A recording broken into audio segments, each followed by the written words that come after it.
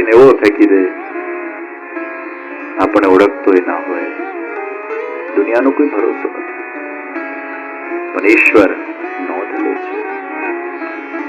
એટલે જ આપણે ઠાકોરજી સામે શું કહીએ છીએ? મન વાણી ને કર્મથી ભગવાન કઈ ભૂલ થઈ હોય તો માફ કરજે. સૂર્યસ્ય મામન્યુષ્ય મન્યુપતયશ્ય મન્યકૃતેભ્યો પાપેભ્યો રક્ષંતામ યદ્રાત્ર્યા પાપમ કાર્ષમ મનસા વાચા હસ્તાભ્યામ પદભ્યામ મુદ્રેન શિષ્ણા રાત્રિ ધવલમ પતુ યત કિંચિત દુરિતમ મૈદમામ મૃત્યોનો સૂર્યે જ્યોતિષી જુહોમિ સ્વાહા. મનસા વાચા હસ્તાભ્યામ, મનથી, વાણીથી, કર્મથી. તમને એમ લાગે છે કે તમે જે વિચારો છો ભગવાન સુધી નથી પહોંચતા? અરે આપણા મનનું ડાયરેક્ટ ભગવાન સાથે ડાયલિંગ છે.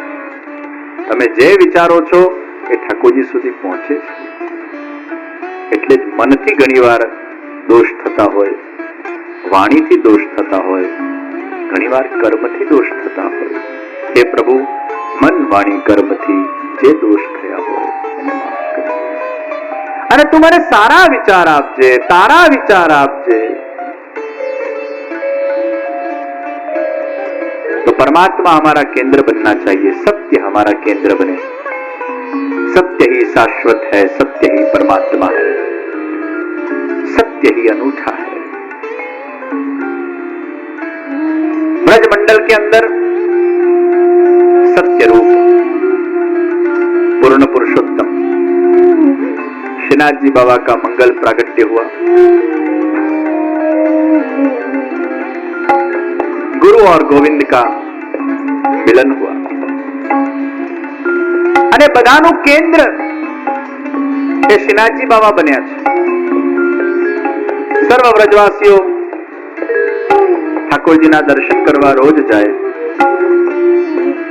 સર્વના મનમાં, હૃદયમાં, વિચારોમાં કઈ રીતે અમે ભગવાનને સુખ આપી શકીએ એ વિચારો એમના કેન્દ્ર બન્યા છે. અને જે તમારું કેન્દ્ર હશે એ જ તમારા વિચાર હશે. કુંમનદાસજી ભગવાનના પ્રિય સખા, અને રોજ કુંમનદાસજીના સાથે ભગવાન ખેલવા પધારે. કુંમનદાસના ખભા પર ભગવાન બેસે. સાક્ષાત ભગવાન લીલા કરવા માટે પ્રગટ થયા છે,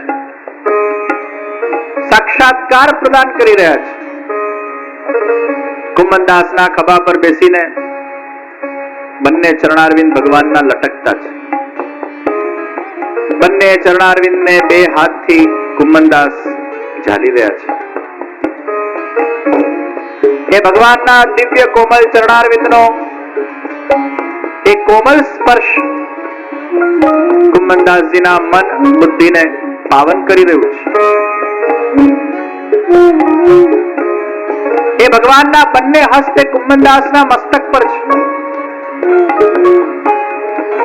અને ભગવાનનું મુખારવિંદ શોભાયમાન થઈ રહ્યું છે.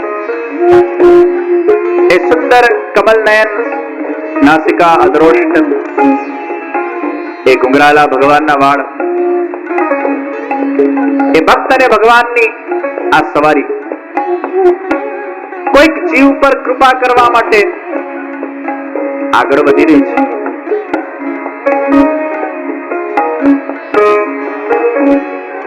ગાંઠિયોલી ગાંવ પહોંચ્યા અને ગ્વાલીની માથા પર પોટલી લઈને આવતી હોય છે. ભગવાને હાક મારી, अरे ओ ग्वालिनी, इतने धूपन के अंदर नंगे पैर तू कहाँ निकसी? अरे तेरे घर में और कोई नाय है का तो को इतना श्रम करना पड़े? एक ग्वालिनी भगवान ना दर्शन करीने आश्चर्यचकित થઈ ગઈ. अरे प्रभु, आप तो मंदिर में विराजते हो, पर्वत के देव हो, आप नीचे भी सड़कों पे आ सकते हो. अरे ग्वालिनी, तुम जैसे जीवों पर कृपा करने के लिए ही तो मेरा प्रादुर्भाव हुआ. अरे ग्वालिनी, तनिक ये पेड़ की छैया के नीचे बैठकर जल तो पी के जा, वहां में तो कौन सी अवेर होगी. ગ્વાલિની બહુ પ્રસન્ન થઈ. ચાલતા ફરતા ને પણ ભગવાન પાણીનો ભાવ પૂછે છે. કુંભનદાસજી મટકી લઈને તૈયાર. લાલાએ કીધું આ પોટલી મને હાથમાં આપ, તું જલતી. આ પોટલી આમ તેમ મૂકશે, કોઈ વાંદરું લઈ જશે, હું તારા પોટલીની સુરક્ષા કરું. અહીંયા જળ પીવાનો કાર્યક્રમ ચાલે છે, અહીંયા પોટલી ખોલવાનો કાર્યક્રમ ચાલે છે. લાલાએ 2 રોટલી કાઢી, પોટલી બંધ કરી, જલ પીને ગ્વાલિની પાછી આવી, પોટલી એને સુપ્રત કરી. अरे वाह लाला, तू तो बहुत दयालु है रे, तू तो बहुत कृपालु है रे. इतनी दोपहर में तूने मुझे ये जलपान कराया, मैं आज धन्य धन्य हो गया. पोटली लઈને ગ્વાલિની જતી રહી અને પેડીની છૈયાના અંદર વિશ્રામ કરતા લાલાએ બંને રોટલી જે હાથમાં હતી કુંભનદાસજીને બોલાવ્યા અને કીધું, લે એક રોટી તેરી, એક રોટી મેરી. અરે લાલા, તને મંદિરમાં આટલો બધો ભોગ આવે છે, છતાંય આવી ચોરેલી રોટલી ખાઈને તને શું પ્રાપ્તિ થાય છે? અરે કુમના, તું રોટી ખાતો સહી. લાલા, મને આવી ચોરેલી રોટલી ખાવામાં કોઈ રસ નથી. તને ખાવું હોય તો તું ખા. અરે કુમના, તું ખાતો સહી. અને કુંભનદાસજીએ એકાદ ટૂંક રોટલી ખાધી અને રોટલી એટલી સ્વાદિષ્ટ હતી. अरे लाला, ये तो बहुत मीठी है. अरे कुमना, मैं तो को नहीं कहूं.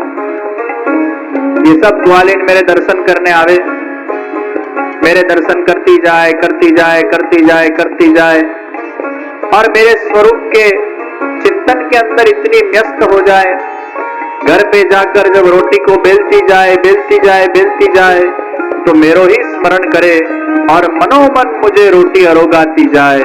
उनके मन का मनोरथ होता है कि लाला, काश आप हमारे हाथ से बनी हुई रोटी को आरोगो. ये उनके मन के मनोरथों को पूर्ण करने के लिए ही मैं इस प्रकार की लीला करता हूँ. अरे कुंभनदास, जो रोटी बेलते बेलते जो मेरे स्वरूप का ध्यान करेंगे और मेरे स्वरूप का ध्यान करके रोटी बनाएंगे, वो रोटी में मिठास नहीं तो क्या खराश होगी. ભગવાનના ભજન કરતા કરતા, ભગવાનનું સુમિરન કરતા કરતા જે રોટલી બનાવવામાં આવે એમાં મીઠાશ આવે. એટલે જ્યારે રોટલી બનાવો, શ્યામ સુંદરનું ધ્યાન કરો. મનમાં શ્રી કૃષ્ણ શરણમ મમ, શ્રી કૃષ્ણ શરણમ મમ, શ્રી કૃષ્ણ શરણમ. અને એ વાઇબ્રેશન રસોઈમાં તમારા મનમાં જે છે એ તમારા બુદ્ધિમાં છે, તમારા બુદ્ધિમાં જે છે તમારા વિચારમાં છે, તમારા વિચારમાં છે એ તમારી ઓરામાં છે, જે તમારા ઓરામાં છે એ તમારા દેહમાં છે, જે તમારા દેહમાં છે એ તમારા હાથમાં છે, જે તમારા હાથમાં છે એ જ્યાં હાથ અડકે ત્યાં જ આખું આ હસ્ત બહુ મોટી માયા છે. એટલે સેકન્ડ આપણે હિન્દુ સંસ્કૃતિમાં નિષેધ કરો, વાત જુદી છે.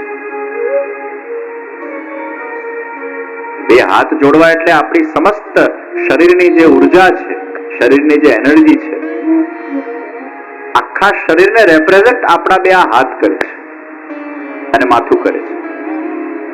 બે હાથ જોડીને જ્યારે આપણે ભગવાનને માથું ઝુકાવીએ એટલે આખા શરીરનું આપણે સમર્પણ કરીએ છીએ. અને તમારા અંદરની જે એનર્જી છે, યા તો હાથમાં, યા પગના અંગૂઠામાં, યા આંખમાં, એમાં સૌથી વધારે તમારા હાથમાં. આપણે ચરણ સ્પર્શ કરીએ છીએ એટલે પગના અંગૂઠામાંથી એનર્જી લઈએ છીએ. વડીલોના ચરણ સ્પર્શ કરીએ, ગુરુજનોના ચરણ સ્પર્શ કરીએ, ઠાકોરજીના ચરણ સ્પર્શ કરીએ. વડીલોની ચરણ સેવા કરવાનું પણ પુણ્ય છે. એ વડીલોની ચરણ સેવા કરો એટલે એમને જેટલી તીર્થયાત્રાઓ કરી હોય એનું જે પુણ્ય સત્વ એકત્રિત થયું હોય એ તમને પ્રાપ્ત થાય છે. એટલે તમારા પાસે બહુ ધ્યાન, અનુષ્ઠાન, મંત્ર, તીર્થયાત્રાઓ કરવાનો બહુ ટાઈમ ના હોય તો જે કરતા હોય એના પાસે 5 મિનિટ બેસી જવાનું, એટલે થોડું ઘણું તમને મળી જાય એમાંથી. કંપનીમાં કંપની વાળા મહેનત કરે, પણ તમે એકાદ નાનો શેર લઈ રાખેલો હોય તો ડિવિડન્ડ મળ્યા કરે. એમ જે લોકો તપ કરતા હોય, અનુષ્ઠાન કરતા હોય, યજ્ઞ કરતા હોય, ભગવાનની સેવા કરતા હોય, એના સાથે ક્યાંક આપણે જોડાઈ જઈએ તો નાના મોટા ડિવિડન્ડ આપણને પણ